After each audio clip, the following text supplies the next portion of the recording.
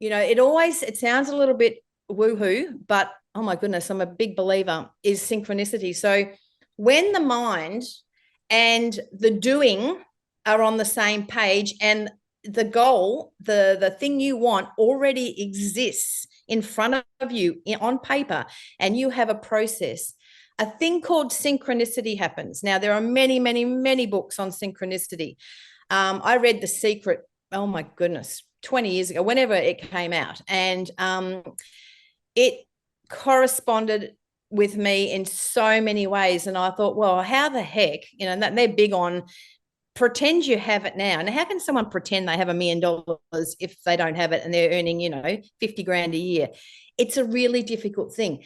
But if you do it in small ways, in achieving and manifesting things in your life, my God, it works.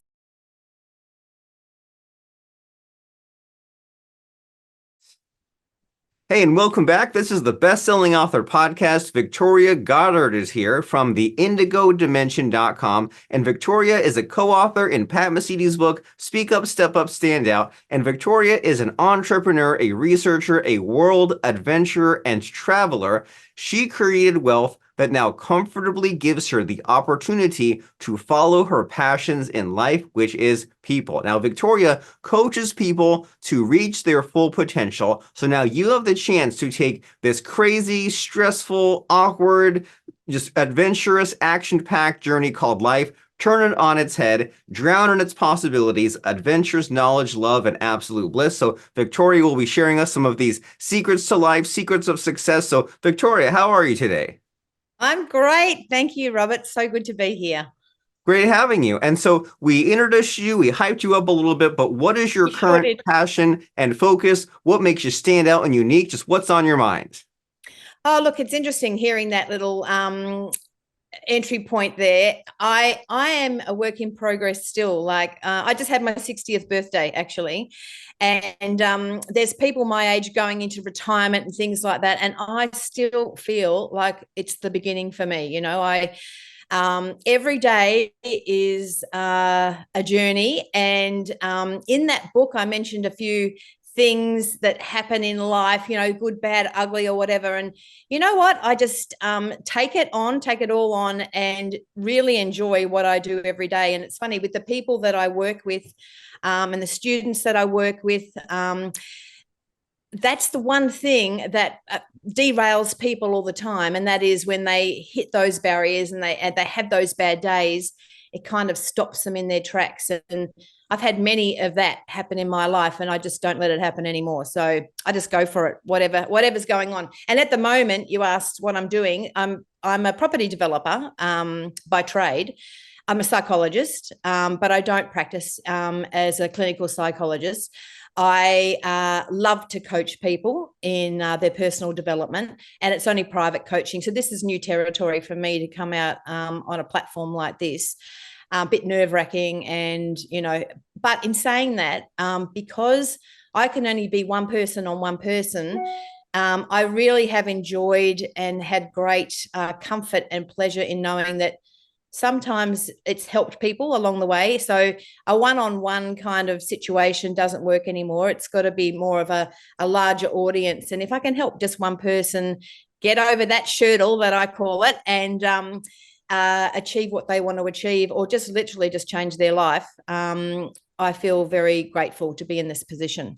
So yeah, that's what I'm doing. I'm just doing a bit of development up on a country property.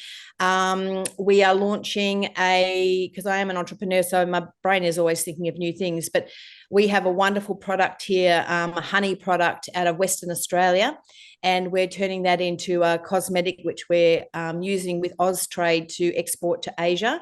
So I'm always got my finger in little pies everywhere. But at the end of the day, whatever I do, I love. I don't do anything I dislike. And I think that's the message that that's the common denominator in anything that I do. I just love what I do. And that is a great place to be. And it's a great message for us to absorb from you, that we can live wherever we want. We can do what we want. We have way more choices than we give ourselves credit for. Imagine if you were born in the year 1500, you were kind of just set for one particular life. But now we have all these opportunities. You can go back to school. You can get a real estate license. You can get educated. You can start some new career, and our lives are longer and we can live healthier. But it's up to us to take some of that responsibility and also avoid some of the self-sabotage that you're mentioning, where there are these things, like you mentioned in your book, that SHIT hurdles, the shirtles, where people think that, well, I came across one little roadblock and it's a speed bump. But what does a speed bump do? Well, it slows you down and you have to maybe awkwardly get your car's wheels over the hump, but then you get right back up and keep on going. And so with these people that you talk to and help, what concerns are they voicing? It's easy for us to speak in generalities, but what are people afraid of, stuck with? What's going on these days? Well, I think, the number one thing there I find with people and with myself is that when you have a goal in life and you hit the shirtle, and it can derail, and some people go, like I mentioned Helen, a client in my book, or I mentioned Muhammad, these people that I met in my psychology degree. If they hadn't sort of kept moving forward, they would still be in the same position. So the first question is, if you're really disliking, if your inner self is not congruent with what's going on in your brain and why are you unhappy? What are you striving for? And most people say to me, from year 10 students picking their subjects at school, because I do a lot of that, go in and help the kids figure out, where they're going to go in their life. And then I've got people in their 70s that say, oh God, I've been in a career, I've just retired, it was the worst thing ever. The thing is, it's the practicality of getting from, well, firstly, knowing what they want. You've got to be very, very clear. So for argument's sake, if I'm building a building, a property, a development, I have the end goal in sight, but it's the practicality of getting there. And I think that's the key. It's taking the emotion out of it and the shirtle not being catastrophizing, but it's turning it into a practical process. So my number one thing is I reverse engineer everything that I do. So for example, if I'm building a property, and I'm a degreed psychologist, I've been working with real estate for 40 years. I was in the corporate industry for 15 years. So I've got a bit of experience. But the thing is, how do people get from sitting in this chair right now to me or building the house at the end, whatever their goal is? It can be anything. It can be losing weight. It can be being a golf pro. It can be whatever. It doesn't really matter. And I reverse engineer everything. And what I mean by that is I see the goal and I see the end sight, and it's already there. It's on paper. It is actually a reality. It is there in front of me. What I then need to do is reverse engineer it into a practical process. And I say to myself, well, I'm a psychologist, so I'm not a builder, I'm not a carpenter, I'm not a plumber. So I create a team of people. And then it's like making a cake. It's like almost making a cake without putting the eggs in. And what I do is I create the process. And that's the coaching with the people, is we create the process all the way back to the seat they're sitting in now. And then they have an absolute plan in front of them and a step-by-step goal. So when the shirtle comes, it's like, oh, that doesn't matter, because this is what I've got. I've got my builder in play. I've got my carpenter. I've got this. I've got that. I've got all the people that I need in the process to get me there. And the next frustrating thing I find with people is when they've done that, they want it tomorrow, and I go, well, hang on a minute. I can't build a house in a day. So a house is a good thing for people to look at, in that it's a big process. So, it might take 6 months, it might take 12 months, but in that process, understanding there needs to be a patience just comes with it when you've got the plan. If you don't have the plan, people are impatient and they want it, well, practically yesterday. And then again, they stay stuck. They don't move forward because they don't see any progress. And that plan also gives enjoyment. If you're enjoying what you do, it's a joyful ride. And I write that in the book too. It doesn't have to be a painful experience. People wanting to lose weight, they go, oh my God, I've got to lose 20 kilo, blah, blah, blah. And, they put a picture on the fridge and they do these affirmations and I did this, I stuck my head on a size 10 body and I'm like, whoa, I look fabulous. It's just an affirmation. If you're not you don't have a plan and you don't reverse, don't do the plan from where you're seated. You've got to do it from the end place, like you already have it. It already exists. Everything already exists if it's in your mind. So if you can reverse it takes that frustration out. Oh my God, I've only lost half a kilo, or I've put on 2 kilos or whatever. It doesn't matter. You've got the plan, you've got the time frame, and I swear it always works out. It always works out. And there's something else it sounds a little bit woohoo, but oh my goodness, I'm a big believer, is synchronicity. So when the mind and the doing are on the same page and the goal, the thing you want already exists in front of you on paper, and you have a process, a thing called synchronicity happens. Now, there are many, many, many books on synchronicity. I read The Secret, oh my goodness, 20 years ago, whenever it came out. And it corresponded with me in so many ways. And I thought, well, how the heck, that they're big on pretend you have it now. And how can someone pretend they have $1 million if they don't have it and they're earning, 50 grand a year? It's a really difficult thing. But if you do it in small ways, in achieving and manifesting things in your life, my God, it works. So, for example, Helen, who I talk about in the book, her passion was gardening. She loved it. She loved gardening. She loved growing veggies. She loved doing all this. And I'm a really bad gardener, but I really appreciate a nice garden. Anyway, she was like working 9 to 5. She hated her job. She was raising the kids, single mum.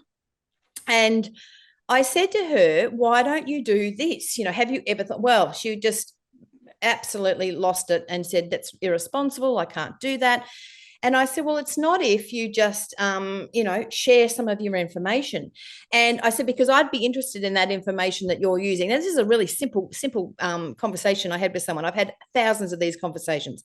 And the synchronicity in her life, going from I can't do it to having a chat with a few people to going back to university, being rejected at uni. I mean, that was a big hurdle. That was a big one.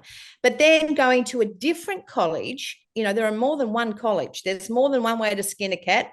And to get from, A to Z, there's B, C, there's all these different roads you can go down. Just don't forget to get to the end. This is what I say to people. So she went to a different college, and the girl she sat next to, her father owned a farmer's market, thing, and she now manages the place. So, and a partner now, like this was years later, she's now a partner in this company and living her dream. So I guess this is why I do what I do, because when I know it's happened to myself on numerous occasions, this synchronicity where things, if you don't let the hurdle overtake your life, and you stay on course and you have the process, you've reversed engineered, and honestly, the doors open up and things just happen. The right person comes in at the right time and things actually speed up. And the process is just, it's almost like, I don't know, it's almost like going on a roller coaster ride, but it's a lot of fun. And you get there. You absolutely get there in the end. But you don't just sit there and put an affirmation on the fridge and then sit depressed, because your depression, your mindset is not on the same level as what you're wanting to achieve. The size 12 body in a white bikini. It's like this, it's not balanced. And once it becomes balanced and on the same page, boy, the universe always provides. That's my favorite saying. People go, wow. So it's a little bit woo-woo there, but trust me, I mean, I'm 60 and I'm doing it with longevity now. I'm big on longevity. When you turn 60, I found it hard to actually say that. I'm like, God, I feel like I'm 40 years old still. But, I have 3 daughters. I have the 5th grandchild coming. And as you get older, I don't think it's maybe a wisdom thing, but you think, and it's not like, oh my God, I'm going to die soon. It's nothing like that. It's just like you want to be your best version physically, and you want to be able to provide for the people around you, not give, but just provide. And this is where I am with this, talking to you now and just helping out with that chapter in the book. It was just something I was doing one-on-one, and I get a lot of joy and a lot of pleasure when people get one word or a little bit of an idea that gets them out of that prison of their mind. And trust me, it's just all in here. It's not out there. It's just in here. Unlock that little key and open the door, and my goodness, it's a whole new world. So there you go. There's my I love woohoo. it. And this is some great optimism that you have, because it's easy to think, okay, well, older age means a decrease, means a decline. But then you talk to people who say, I'm excited about my grandkids going to college. I'm excited about the family expanding. I'm excited about the wisdom and this new career I'm doing. So being older is just the number increasing, and it's what you do with the years that you have. And there are unhappy 20 and 30-year-olds, and there are unhealthy 40-year-olds. And so it's up to you what you make of it. And so I love this reverse engineering concept, because when people throw out these terms like a plan or a goal, it's too vague, right? And if our minds are in that stuck place and if we're thinking small, then a plan just sounds like, oh, okay, I'll just write one sentence. I want to lose 20 pounds. And what you're saying, like, with this reverse engineering idea, it kind of has the whole timeline, and it has the end goal. And then there's like these cool similarities here between your building and your real estate versus the psychology, because with psychology, it's very easy for things to be abstract, just these ideas. But when you have a blueprint, a building plan, then that is what your end goal is. And that is sort of set in stone, right? That's your written plan. And then as that plan comes together, well, you might use a different paint or different floorboards. Like there is some improvisation as far as like the materials, and you need like the plumber to help you, the electrician to jump in. And then there's also that aspect of, well, how much will this cost me, and what will the timeline be? And then also the aspect of forcing yourself to be obsessed with this project and work on it every day. Because if you just say, hey, I'll wait 6 months before getting back to this real estate thing, it'll never get done. So I love the analogies here where a lot of people just don't take their goal setting and their life improvement seriously. But if they think more of it in terms of the blueprint, the reverse engineering, what am I unhappy with right now? What do I want to change? Skip ahead to what do I want to be different, and then reverse engineer and go backwards and say, well, this goal I have in the future, what will it be? How soon will it be? What will the work be involved? Who will help me? And then what will I have to do on a daily basis in order to get towards that goal? And who will help me? And what will I do if other things get in the way? There's a lot built into this kind of reverse engineering mindset. And it seems like by someone having more detail and more of a structure, they can really get to where they want to go, because it seems like otherwise they're not really taking it seriously, right? You mentioned how with The Secret, people just kind of, they half-ass their goal setting, and they don't really mean it. They don't take it seriously. And then 2 years later, they're left scratching their heads wondering why they didn't get what they want. Well, because you weren't clear about what you wanted. You didn't sift out the signal from the noise. You didn't persevere when the going got tough, and everything else. So it's great to kind of hear this. It might seem foundational, but if it's so simple, then why don't we do it? And so what does hold people back from doing this? Like, we kind of laid out they need help, they need a plan, but where do people just get stuck in even getting started? I think it's the programming of life. So I think it's the negative chatter. I can't do it. I'm too scared. I'm too broke. I'm too anything. I'm anything but doing that. And it's something that the psychology degree did teach me, because I didn't realize how powerful. I only did the psych degree in my 50s. So I'm a fresh out of college kind of person. And I'll just retract there too. I went to psychology. I wanted to do psychology when I left school, and I didn't have the marks to get in at the time. And I always wanted to do it. So through the process of life and corporate world and running companies and bits and pieces, I found myself in a position where I could actually go back to uni at 50 and get the degree. Now, in my mindset then, I thought I would then be a clinical psychologist. I'm not. So all I did was get the psychology degree, learn a lot of stuff.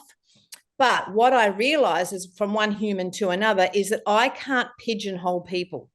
I can't say that this hat fits you and the next person and the next person. So when we talk about reverse engineering and goal setting, that blueprint is authentically, brilliantly beautiful and just for that person we're talking to. It is so different. It's a different story. It's a different matrix to mine, right? But the process is exactly the same. So what happens when you're born and the moment you wake up? I mean, I see it with the grandkids. I've got a 12-month-old who's an absolute sponge. From 0 to 5, whatever that child listens and learns, give me the man or the woman, okay? Because they are downloading like the biggest computer in the whole world.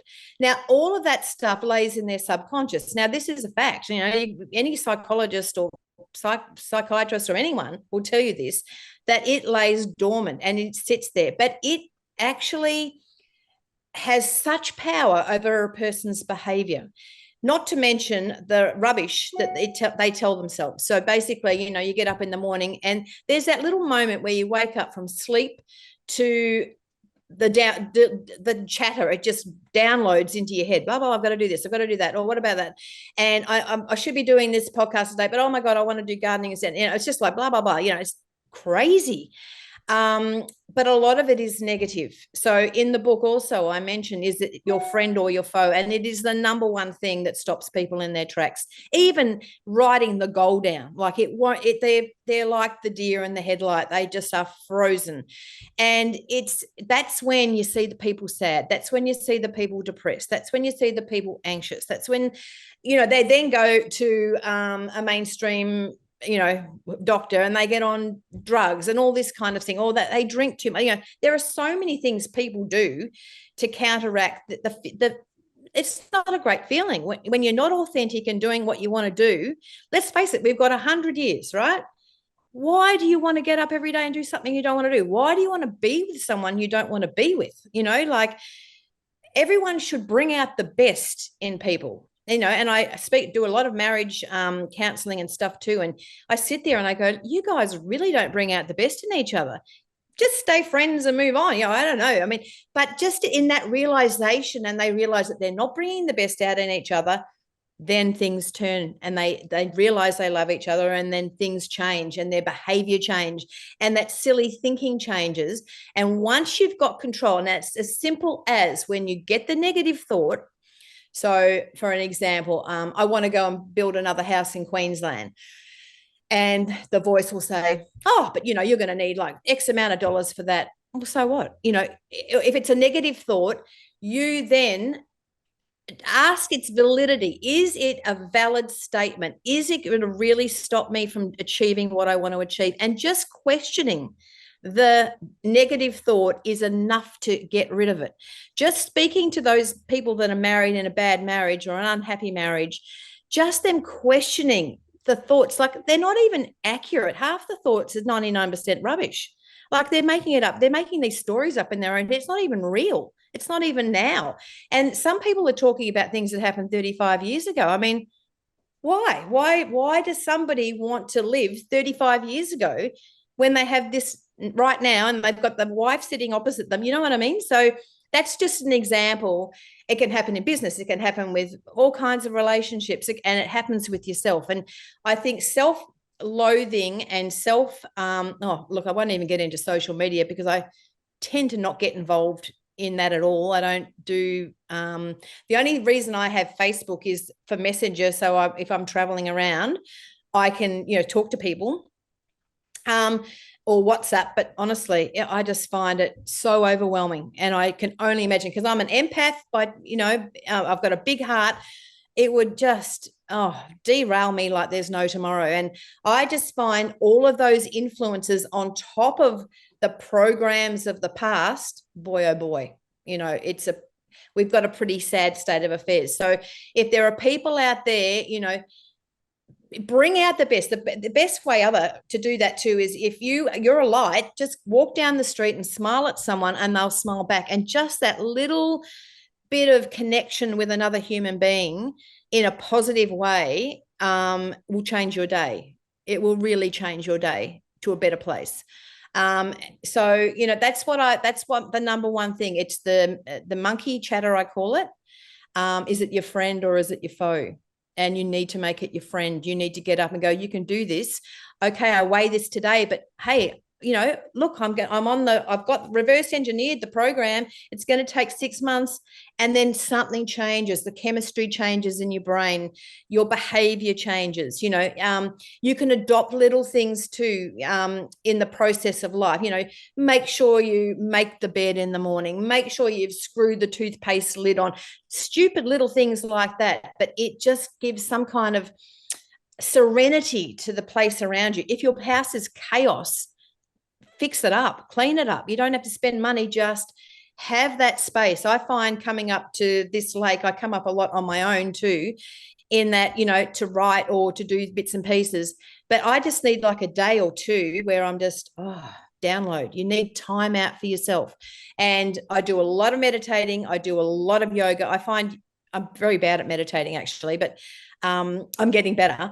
But the yoga helps me. I do yoga in a 36-degree room, and it's so hot and sweaty, and the moves are just so intense that I haven't got time to think about anything else. So it's a form of meditation for me, and it really changed my life. And again, at 60, you need to move it or you're going to lose it. At least at 40, you can still maybe get away with that. You can't do that at 60. You've got to actually be more disciplined. Otherwise, things are going to start to hurt in bits and pieces. So that's probably the number one thing. It's the monkey chatter. Just acknowledge the monkey chatter. Is it a friend or is it your foe? And if it's your foe, then question it. How real are you? Who said that? According to who? That's my favorite saying. Someone says, something about something. I go, according to who? Especially after, the last 3-4 years that we've had on this planet. Who would have thought that would have gone down, And either that, we've either come out with a COVID hangover. I mean, I surprised myself during that lockdown. In Melbourne, we had the biggest lockdown on the planet here. And 180 days or something, we were locked down, couldn't go 5 kilometers from our house. And you'd think someone like me would thrive. The vegetable garden would be amazing. I'd repaint that. I fell in a hole. Trust me. I was like, the thought of not having my freedom absolutely blew me away. And even though I did things like I did this book, I actually started doing some products on Amazon because I saw the internet, the products on online go crazy. So I thought I'll dabble there. We were really restricted. Like we could not do anything. I found that very hard. And that was a big hurdle for me. And I don't beat myself up whereas I could have said to myself, and I do say to myself, geez, you could have done better. And with that 180 days, well, I didn't. And, so I don't beat myself up. I go, well, what did I learn from the 180 days? And what I learned was, it's never going to happen again. And I'm just traveling as much as I can. And I'm doing everything I want to do. It just reconfirmed to me to achieve, and don't waste a day. Just do what you want to do, every day. And yeah. So anyway, the monkey chatter, getting back to the question, I tend to go off on a tangent. The monkey chatter is probably the number one thing that stops people from even writing the goal down. Well, great. And it's great to get your perspective. And this is all helpful advice that the monkey chatter, it's difficult to just avoid those bad thoughts. But if you look at it and say, okay, well, I keep having these same bad thoughts, or there are so many are negative, and is this really helping me? Then you can then kind of label it, categorize, sort it, filter it, and then start to make these changes and just rewire your thinking and be the kind of person that happens to life and life does not happen to you, and get more turned into a more positive aspect and mindset. And that goes both ways as far as giving and receiving, right? As far as, well, when things happen to me, I can choose to look at the positives in it. When I have these thoughts, when I first wake up, I can say, well, are these the same thoughts? Are they helping me? If not, I can move to better, and I can be someone that helps other people. There's that term of like the returning the shopping cart, right? Like if you go to the grocery store, some people just leave the shopping cart there. But if you're someone and you go and you put it back and no one's watching you and there's no reward for you other than you just being a good person and contributing to society, that's a good place to be. And so you've given us so much to think about and chew on, and you have your book and you have your website, and you have so many things going on. So what are some next steps here? If someone says, hey, I like a lot of what Victoria said, I'm interested in her coaching, her services, find out more about her, what are some next steps? Well, basically, I'm like with everybody else out there, I'm writing this program. And it's practically everything I said and more. But it is a practical process, because I have spent, my goodness, I couldn't tell you how much I've spent on mentors and people in my life, because I think it's important. Sometimes you need a mentor or some kind of coach, or family or friends or whoever. So I am in the process of writing this program out, and it's not finished yet. So it's one of those things, and basically it is just everything I've just said, but in a practical form where people can incorporate everything in it to what they want, so they can be their authentic selves and achieve whatever they want. Because as I said, we don't all fit in one hat. We're all very different. We've all had different programming. We've all had, some people have had awful experiences in life to overcome. Some people haven't. So we're all, different. But everybody can use the practicality of this process to achieve whatever they want. So the Indigo Dimension is a bit of a woo-hooey name, in that it's in the fifth dimension where meditators go. And as I said, I'm not a great meditator, but I like hanging in the indigo dimension, because that's when synchronicity happens. That's when things start to flow. That's when, look, it's just that process for me. It doesn't matter what it is. It's like this cosmetics we're sending to Korea, it's the same process. So it's almost like, a warm cardigan for me now. It's just a different goal at the end of the day. And it's a lot of fun, jumping on a plane, going to Seoul, exporting these wonderful products from this tree in Western Australia, all that kind of stuff. So that sounds like crazy, but it's so much fun. And everybody else's could be different. Like there could be someone who just wants to be a school teacher, or somebody who wants to, I don't know, build houses. Doesn't matter. I just think that the process and the program will show people how to reach that end goal. And it takes when you've got it takes the emotion out of it. So you become a responder, not a reactor. So that's my goal, is for people to respond to what happens in the world, not react and catastrophize and fall in a hole over here. They respond like the intelligent human being that they are, and they stay on track and they get what they want. Wonderful. And we all need help in this area. And what I'm getting from your advice here is that it's helpful to hit a problem from different angles, right? When you went to school, you didn't just read a book. You read a book, you took tests, you went to school, you got personal one-on-one help from the teacher. When you look into how to counteract this negative self-talk, you think about, well, am I catastrophizing? Is this black and white thinking? And am I minimizing, maximizing? You hit things from different angles and kind of beat up the idea and see if it's real or if it otherwise can be moved. And we need this help for our own problem solving, right? There's kind of the foundation, the tried and true, the cliche advice that we've all heard, like goal setting, and then that is important. But there's also the aspect of hitting the problem from our own customized perspective and problem, right? Like you said, if someone wants to sell cosmetics or they want to be a school teacher, then that is, we have this custom problem with a custom solution. So I can see how it can help us to get this blend of advice as far as the teaching and the problem solving that you provide. And so as far as the website, the contact information, theindigodimension.com, is that the logical website to go to? Yes, it is. It is. Absolutely. So the indigodimension.com will be the place where people will go to. I'm hoping to do a newsletter once a month on something new that I've experienced, because, my journey is, all over the place. So I've just had a month in Bali, which was absolutely fantastic. And importing these beautiful handmade towels, helping a local community over there. I do a lot of work like that in my life. I get a lot of pleasure out of it. So helping a local village of women, creating these beautiful linens and towels over there. So I brought some back to Australia, and we're going to sell them through some stores that we have here. So yes, I will always be around. So that is the point of call, theindigodimension.com. And I hope that I have touched someone's heart somewhere. I hope they've heard something that will help them in the process of their journey in life. But I am a process myself, like there's no doubt about it. So this website I'm very excited about, but I like to get things right. I like to reverse engineer it so it is practical. I have all the right steps and everything in place. But I have a very positive thoughts about it for the future. So I hope people will be able to take advantage once it's up and running.